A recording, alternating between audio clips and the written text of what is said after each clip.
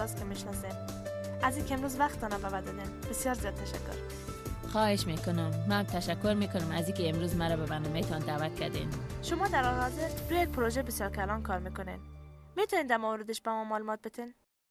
بله، ما تصمیم داریم چندین مرکز کمک‌های حقوقی را در ولایات کشور باز کنیم. این هدف نهایی شماست. شما برای شروع یک مرکز با کمک سانوال اکمل خالقیار افتتاح میکنین؟ کمک نه، بلکه وظیفه من انجام میتم. این رویای پدرم بود. او میخواست تا در هر ولایت و هر قریه یک مرکز وجود داشته باشه. کسایی که طرفدار ثبات و پیشرفت نبودن نگذاشتن تا رویای پدرتان عملی شود؟ بله، میفهمم که مرگ پدرم به یه هدف ارتباط داشته، ولی در حال حاضر آرزوی پدرم به واقعیت تبدیل میشه و راستش بخواین خواست و آرزوی من هم همی است. تیم ما مدیون سارنوال اکمل است. ما نکات بسیار زیادی را از اون یاد گرفتیم.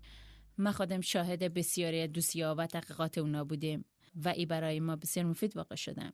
ما کار بسیار بزرگی را شروع کردیم و در این پروژه نقش آقای خالقیار با وقف زمینشان و کمک و راهنماییشان بسیار مهم بوده. آیا شما تشویش امنیت خودتان و سارنوال خالقیار را ندارین؟ خطر؟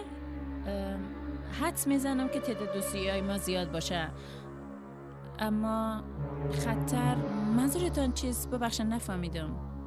به نظر من در افغانستان در هر کار مسلکی خطر وجود داره.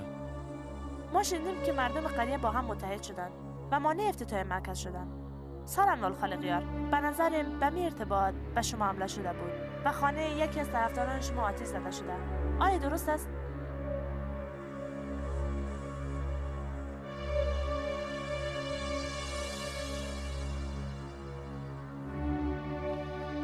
بیننده عزیز، بعد از یک وقفه دوباره برمیگردیم و این گفتگوی دلچسب با مهمانان عزیز ما ادامه میدیم. آب یا چای میل داریم؟ نه تشکر. خوب هستین؟ خوب هستم. فقط نمیفهمیدم که این رقم باشه. واقعا خطرناک است. ببخشید، من باید برم.